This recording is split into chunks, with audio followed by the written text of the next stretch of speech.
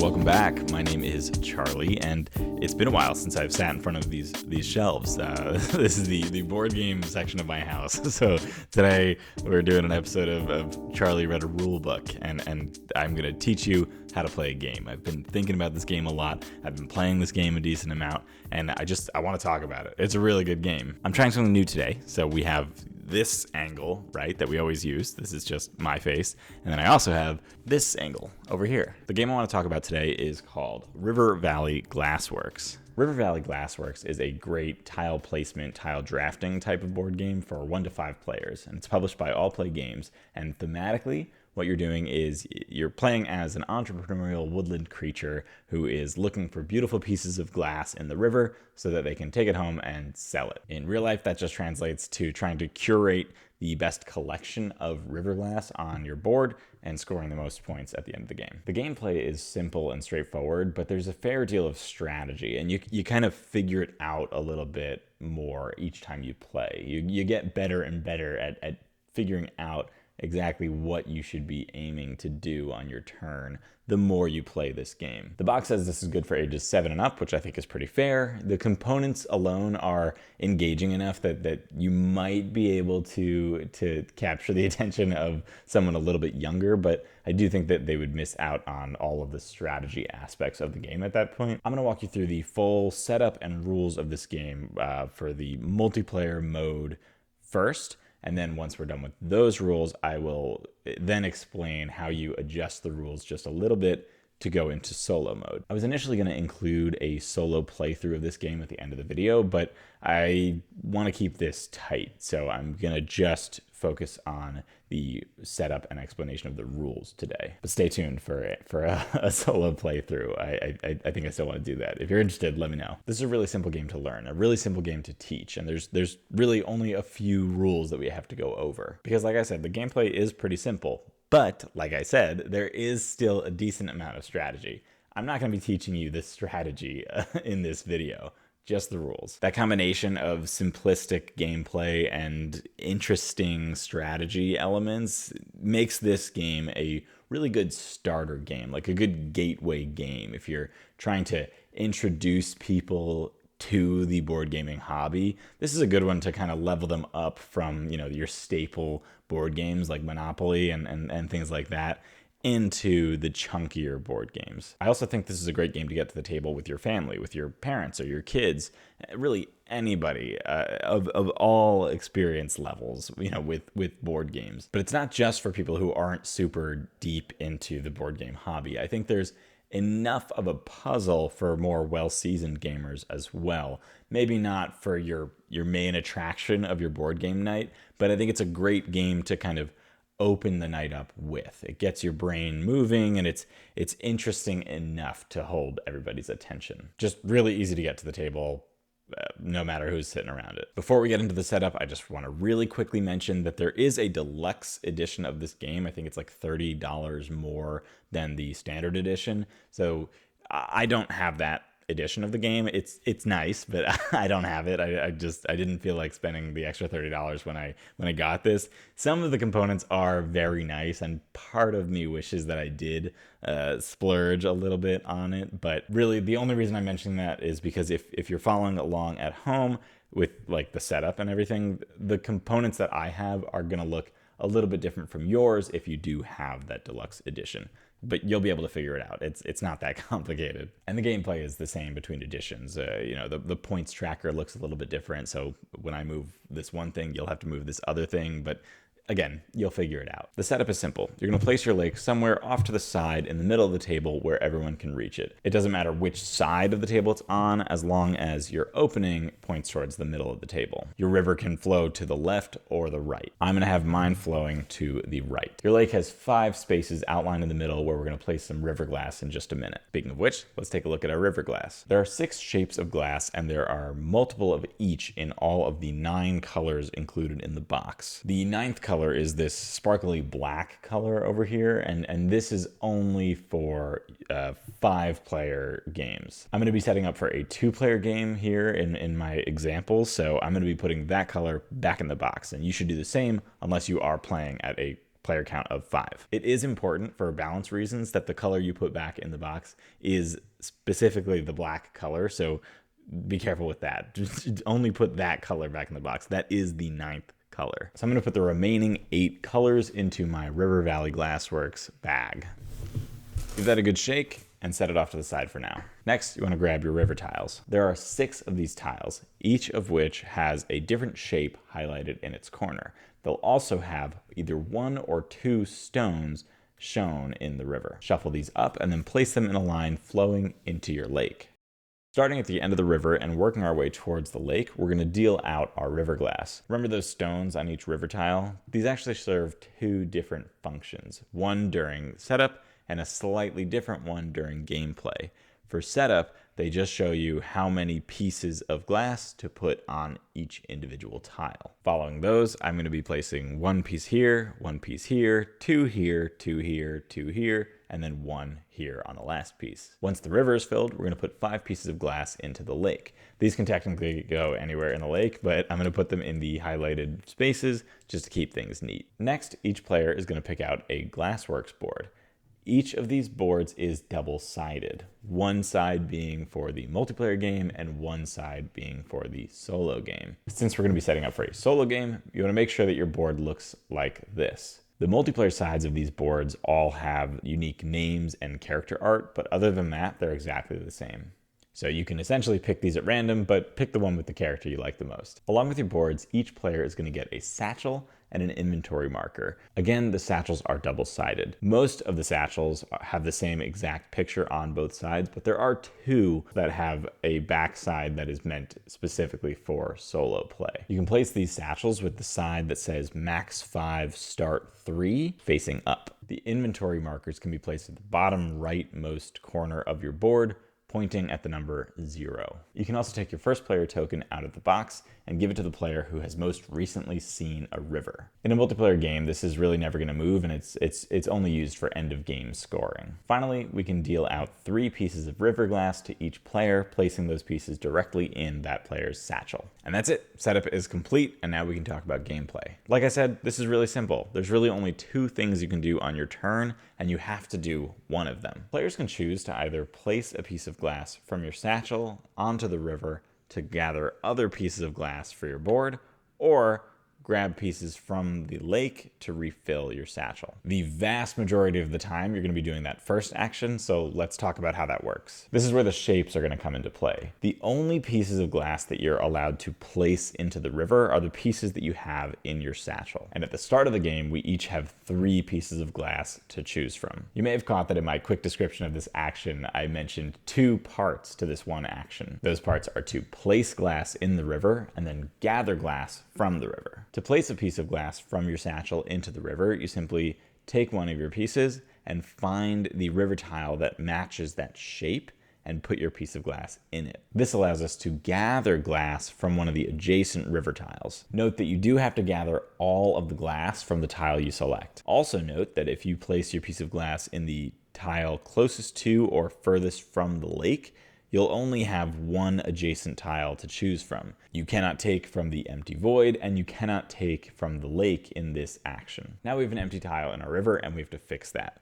To do that, I'm going to take that empty piece, put it at the end of the river, and then flow the river down, closing off that space that was left behind. And then to refill that tile, we have to talk about these stones again. In the setup, we looked at the number of stones on the tile and placed that many pieces of glass into that river tile. But during the actual game, we have to look at the stone in the river tile ahead of the piece that we just placed. So in this example, I just put a tile at the end that had 2 stones on it, but I ignore that for now, and I instead look at the tile in front of it, and that has 1 stone on it, so I will place 1 piece of glass at the end. I don't know why they chose to do it like this, but they did. So we know that the next tile that goes to the end of the river will be getting 2 pieces of glass on it. Now that the river's back to normal, we can go ahead and place that glass that we gathered into our board. For this second part of this action, we can ignore the shape again and instead focus on the color of the glass that we took. For example, the pieces of glass that I just took from the river are white and yellow. The reason this matters comes down to the rarity of the colors, and this is shown to you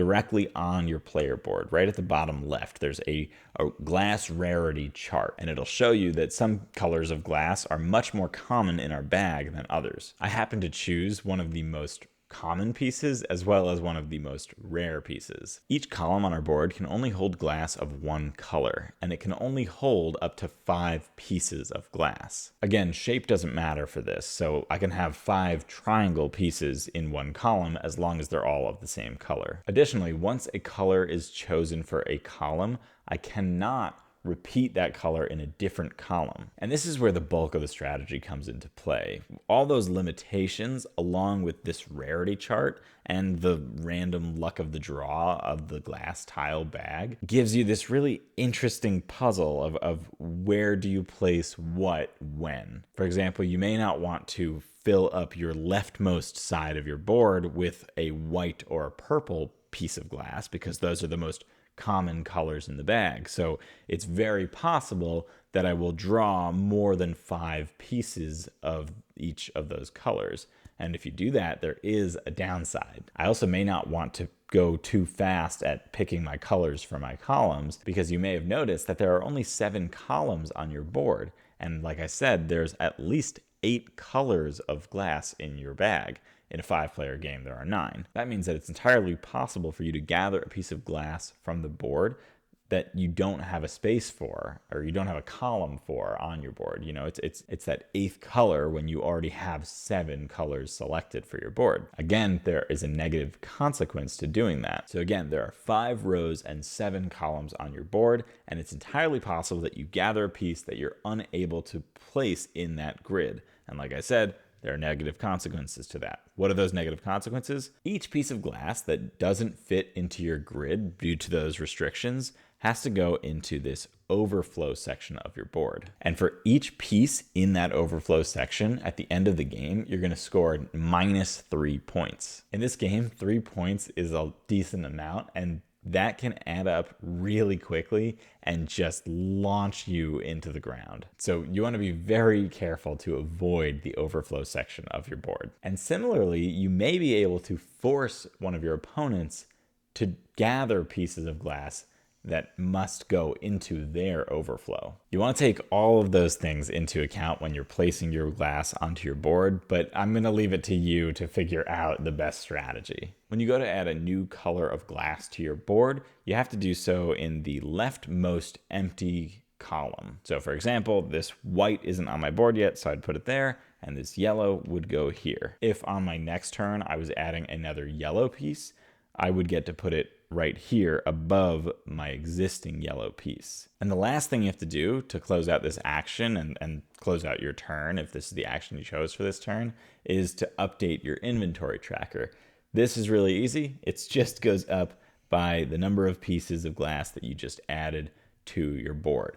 Again, I always forget to do this. It's not a big deal if you do. You just have to count the pieces of glass on your board, and your inventory tracker should be pointing to that number. So you can always catch up later. So that concludes my turn here, right? My turn's over. I've placed my glass into the river. I've taken glass from an adjacent tile from where I've placed that glass, and I've put it into my board however I felt I wanted to. Now I'm going to move over to this second player, and I'm going to do it again just because I want to highlight a couple of extra points here. So this player is also going to take that same action. They're going to place and gather. At first glance, their options may seem a little more limited than mine were at the start of my turn because they only have 2 shapes available in their satchel. They have the oval one and this kind of gourd-shaped one. And if you take in the state of the river, their options are even more limited because if they were to use, say, this oval piece, they would have to place it in this tile at the end, giving them only 1 adjacent tile to choose from when gathering glass. And you can imagine that they may not want that piece of glass, right? So then they can choose to place one of the gourds down into this piece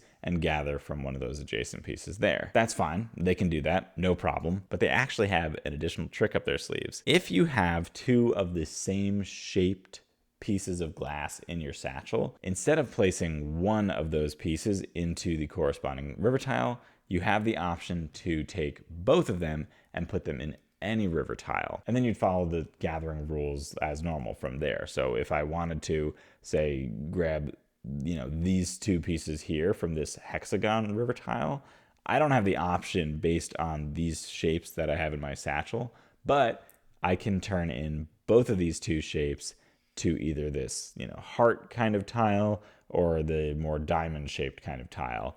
Either of those giving me the option to pick from the hexagon because it's adjacent to either of those. So let's go ahead and play out this turn, assuming that they are going to do that. I'm going to place both of those gourds into the heart-shaped river tile, gather the pieces from the adjacent hexagon river tile, move the hexagon to the end, flow the river closed, take two pieces of river glass from the bag because of the two stones here on the river tile ahead of the piece that I just added to the back, and then place those pieces that I just gathered into my board however I see fit. And then to close out my turn, I'll update my inventory tracker to show that I have two pieces of glass in my board. The other action you can choose to take on your turn is to draw 4 pieces of glass from the lake and add them to your satchel. This is just about as straightforward as it seems, with just a couple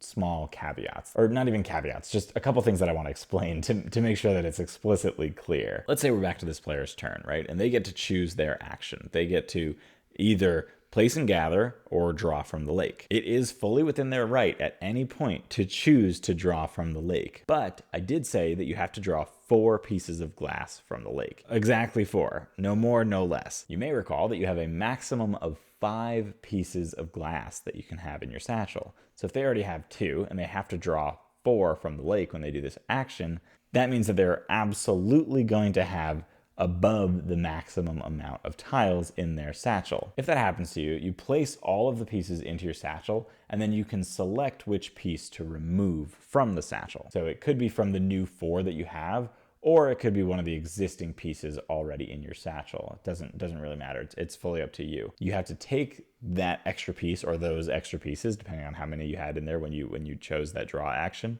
and you have to put it again into your overflow, again awarding you -3 points at the end of the game.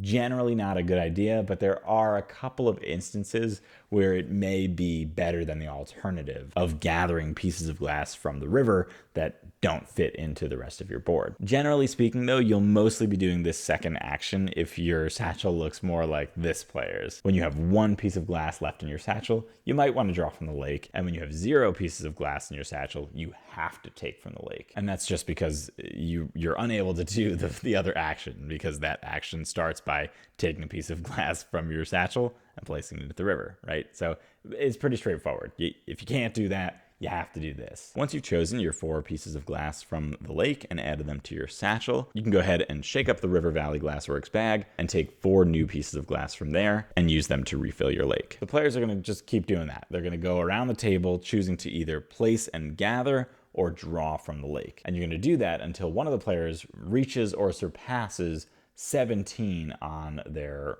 inventory tracker. So meaning they have 17 or more pieces of glass in their Glassworks board, not including your overflow. So the inventory tracker, this is important, does not include the pieces of glass in your overflow section. But again, when you have 17 or more pieces within your grid, that triggers the end of the game. As soon as the end of the game is triggered, all players that have fewer than 3 pieces of glass in their satchel will draw glass from the bag until their satchel is at that minimum of 3. And then you'll just finish out that round as normal and play 1 additional round from there. At the end of that final turn, the game is over, you count up your points, and you see who won. And scoring is pretty easy too. First, we'll score our rows, then we'll score our columns, and then we'll subtract points from our overflow. To better demonstrate the scoring, I just went ahead and I drew tiles until I hit 17 in the grid here, and this is just going to show you an example of what the end state of your board might look like. It'll probably be better than this, but this is what I drew at random. So let's get to scoring. Rows, columns, and then overflow. Rows are awarded based on the numbers at the bottom of the grid. For each row, you'll check how many spaces you filled in from left to right until the first gap. So in this first row, for example, we've made it all the way from left to right with no gaps. So we're awarded 22 points. For the second row, however, we only made it 3 columns over before we hit our gap. So we get the number of points under the third most column, which is 4. For both the third and fourth row, we hit a gap pretty much right away, so we only get 1 point awarded for each of those rows. And for the fifth row, we're awarded 0 points because we don't even have a piece of glass in the first column. Now, when scoring the columns, you only score 2 of them. You score the 2 tallest columns. In our example here, the first column is definitely the tallest. It goes all the way up to that fourth row, and none of the other columns made it there. So you take the tallest piece of glass in that column, and you score the amount of points shown beneath it. In this case, we're given 4 points. Then you can see for the second tallest column, there's a tie. The third and sixth columns both have 3 pieces of glass in them. In the case of a tie, you score the column furthest to the left. So in this case, we get 9 points. And then finally, we just have to subtract our overflow. -3 per piece. We only have 1 piece in here, so we'll subtract 3 from our total. So in this example, we scored 38 points. That's not great, but that's what we got here. There are no tiebreakers in River Valley Glassworks, so if you and an opponent tie, you just share the victory. And that's it. That's how you play the game, at least the multiplayer version of this game. It is 11:30 at night, and I have to wake up early tomorrow, so I'm going to take a break here, and when I come back, I'm going to teach you the solo rules for this game.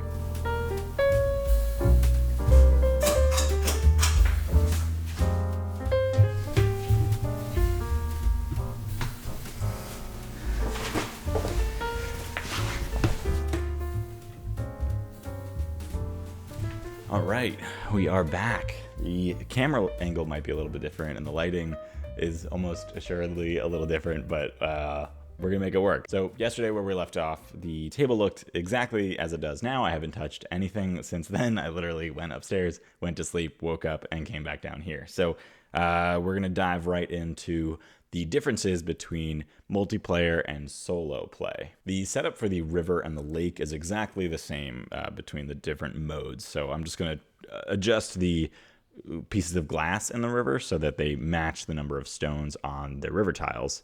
So I'll just randomly take some away here and get it back to how it should be and put the rest in the bag. I'm also going to go ahead and just clear our player boards.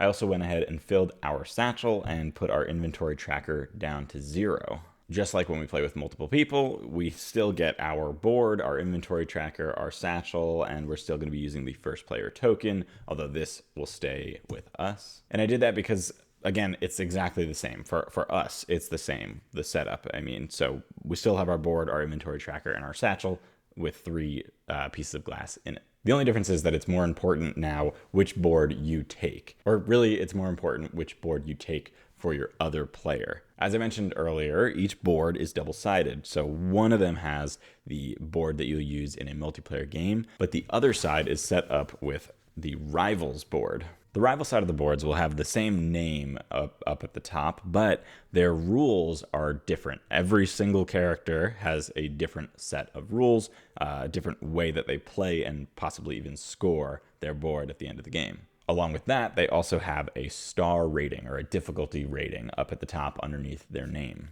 You can see, for example, Otto Snuggs, the board that we were playing with in our first game, is the 1-star difficulty. So they're the easiest character to play against in solo mode. So we're going to set them as our rival for this example.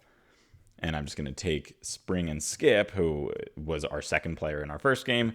They're the level 2 difficulty, but I'm just going to use them as myself for this example. Now, our rival doesn't need the inventory tracker, so we can take this piece away and put it back in the box. They do need a satchel, but it's not going to look the same as ours. So on the flip side of this satchel, it has that little like light bulb with the gear kind of symbol. That's the solo mode symbol. It's the same symbol that you see on the solo side of the board next to their name. It just means that's for use only in solo play. This is the satchel you're going to use for almost all of your rivals, with the exception of Sheila, who has her own satchel because she has her own rules about that. You'll see that when you get to her. I'm only going to walk through a little bit of Otto Snuggs' board. I'm not going to explain all of the different boards. You'll figure that out as you go through leveling up and competing against each of your rivals in your own games. Your turns play out almost exactly the same as they normally would in a multiplayer game. So your place and gather, for example, is exactly the same. The only difference when it comes to your own turn is really just the draw action. And for the most part, that's exactly the same. You still draw 4 tiles from the lake or 4 pieces of glass from the lake. But instead of just taking those 4 pieces, putting them in your satchel, and then adding 4 new pieces to the lake to kind of refill it, we're going to instead take those 4 pieces from the lake and then take that remaining 5th piece and put it in our rival's satchel. You'll see on their satchel that there are 3 empty spaces at the start of the game, and the 3rd one says game end. So this is just a secondary sort of like end game condition that is included in the solo mode. You still trigger the end of the game when you have 17 or more pieces in your own board, but now if at any point in the game the rival's satchel has a 3rd piece of glass added to it, that will also trigger the end of the game. After emptying the lake entirely, you will again draw 5 new tiles from the bag and refill your lake. So as far as the actual actions that you take and how those work on your turn, that is really the only difference here in the solo mode. But the strategy that you employ when you play this game is probably also going to change, and that is directly because of your rival and the way that your individual rival will work. Each rival has their own set of rules and their own way of scoring points throughout the game, and so you'll know exactly what your rival is going to do on their turn as you play through your turns. So you'll want to use that information to kind of tailor your moves to not only optimize for your own board, but to sort of place your glass pieces in the river in such a way that you can kind of manipulate your rival's turn and make it the worst turn possible for them. It's a really fun puzzle, especially as you go up to the higher difficulty rivals. You don't necessarily need the first player marker in a solo game because you will always go first in a solo game, but he's fun to look at, so I usually leave him on the table anyway. And if you find that you're getting lost on whose turn it is, yours or the rival, then you might find it helpful to kind of pass him back and forth between boards, depending on whose turn it is, knowing that your turn is where the round kind of starts. So it's really up to you, but he's perfectly fine to just be put back in the box. Now I'll quickly read through Otto's board and kind of explain to you how he works so you can get a sense for how the rivals might work, but all the rivals are pretty different. So, this isn't necessarily like how to play the solo mode. This is specifically how to play solo mode against Otto. Like I said, his turns are going to be choreographed.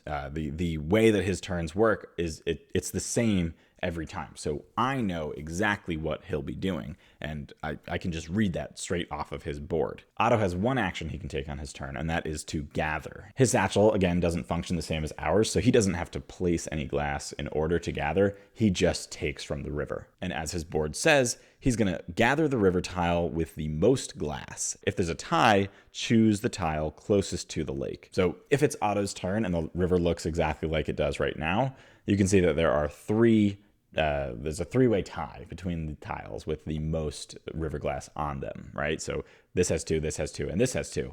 He has to choose from the one closest to the lake, so we know he's going to take this tile here, the kind of gourd tile. On my turn, which I'm going to take before he gets to take his turn, I know that, right, going into my turn. So I know that if I were to play this kind of diamond shape piece, and if I played it here, then I know that this is the tile that he is going to gather from. And that's where the puzzle comes in. So do I want to do that, or would it be a better idea for me to grab this kind of heart-shaped piece of glass and play it here so that I can make him take from this river tile? I don't necessarily know this early in the game which of those would be better, but I can guess that I would rather he take fewer pieces of glass from the river to add to his board. So I might choose to do that heart-shaped tile instead, so he's only taking 2 instead of 3. So that's how he gathers. But the way that he places those pieces of river glass onto his board is also a little bit different. And again, that's outlined right on his board. As always, when he adds one new color to his board, it just goes to the bottom leftmost unoccupied space on his board. But if he's adding 2 or more, then you follow the order outlined again on his board. So if we pretend that he's got to place a white and an orange tile on his board, I look at his board and I see that the order he's going to place these in goes from left to right here, right? So he's going to place orange before he places white, which means that this orange piece will go here and the white piece will go here. And remember, that's only when he has 2 or more new colors. So if his turn happens again, he draws this orange and this yellow piece of glass instead, the orange will just go above the orange like it always does, and the yellow will just go to the left or the bottom leftmost unoccupied space. So the yellow just goes there. There's no ordering that I have to worry about. I don't have to reference this little graphic here. Now you may have noticed that his board, his like sort of grid, is filled with different icons in all the little spaces that are allocated for the glass tiles. If you ever cover up one of those icons, you have to do sort of what it says to do, again, on his board. So back when we added our first 2 pieces of glass to his board, we covered up a gourd with this orange tile. When you cover up a darkened shape on his board, that means that you will add 1 piece of glass from our bag into the river tile matching that shape. So as I place that, I take a random piece from the bag and put it into this gourd-shaped river tile. If on his turn I were to cover up this hourglass shape like this, that tells us that he's going to skip his next turn. That's very good for us. He only has 2 spaces on his board that look like that, but you want to try to make him do that, obviously. That's a huge boon for us, because we get to take 2 turns in a row. That's huge. The only other difference here is how his overflow works, right? So for us, if anything doesn't fit into our grid, it goes into our overflow and we lose -3 points, the same as in a multiplayer game. But for the rivals, it works a little bit different. If you can't fit a piece into his sort of grid because he's run out of spaces for that color, like so you've run out of rows that color can fit in, like here, if I put another dark green here, there's no space for it outlined on the board. So you have to instead put a piece into this surplus section of his board. This operates the exact opposite of our overflow. He will gain 3 points for each piece that lands in his surplus. Again, that can add up really quickly. So again, you see a little bit of where the strategy is. I do not want him to get any more of these kind of dark green pieces onto his board, because for every piece, he'll get 3 more points. But next to the surplus section, we see a waste section. And this tells you right here that it is for the 8th color. So again, he still has 7 columns that he can place a piece of glass in, but if he has to draw the 8th color for him, which in this example, it's going to be yellow, it doesn't go into the surplus, it goes into the waste. For every piece of glass in his waste section of his board, he'll lose 5 points. Again, that's huge. It's harder to do because it forces you to tailor your turns such that he is getting the widest variety in color, but it's really damaging to his score. So that's almost your primary target here. At the end of the game, his scoring is even easier than ours. We only score his rows, so that happens the same as ours, right? So the first gap on each row, that's where you stop, and then you get the amount of points shown at the bottom. It's the same amount of points that are shown at the bottom of our own boards. And then you don't score any columns, you just score his surplus and his waste, adding 3 per each piece in his surplus and subtracting 5 for each piece in his waste. And that is it. That's legitimately the end of the differences between the multiplayer and the solo modes of this game. It's really straightforward, and it's really outlined in its entirety on this board. There is a solo rulebook included in the box, so if you need clarification, you can check that for some of that, but pretty sure we covered all of it, so you might not need to even reference that. It's all right here in front of you. It's really fun. It's a really good time. The difficulty scales really well too. So this first one is really easy. Well, not really easy, but it's easy, especially compared to the others. I haven't even gotten to the hardest of the rivals yet, because I'm just moving up. I beat one, I move up to the next difficulty, and I move up from there. But it's been challenging already at the second and third, you can really feel the difference in the difficulty here, and it's really fun. They all work in a little bit of a different way, and it makes your brain work a little bit. I might even prefer the solo mode of this game to the multiplayer, but I'm not entirely sure. If you want to check this game out, you can do so entirely for free on Board Game Arena. I'm pretty sure you can even play the solo mode there. Don't quote me on that because I haven't tried it yet. But I've heard it's good on Board Game Arena. I own it physically, so I haven't tried it, but I've heard good things. I'll include my Board Game Arena username in the description below, and if you want, you can start a game and send me an invite. I'd be more than happy to join a game with you. But that's it. That's the whole thing. That's how you play the game multiplayer. That's how you play the game solo. And if there's any interest, I can come back here and do a full solo playthrough of this game right here in front of me. I'll play against Otto Snuggs, and if we want, I can continue that series if there's any interest in that. It's up to you. So let me know if you would be interested in seeing that, and I can try to throw that together. Thank you so much for watching. Please let me know if this looked at all interesting to you, and if you have any interest in picking up the game. I'm not sponsored by this company or anything like that. I really like this game, and I hope you'll check it out. If you do, or you have any thoughts or any questions on how the game works, also feel free to let me know. Otherwise, I will see you next week. Bye.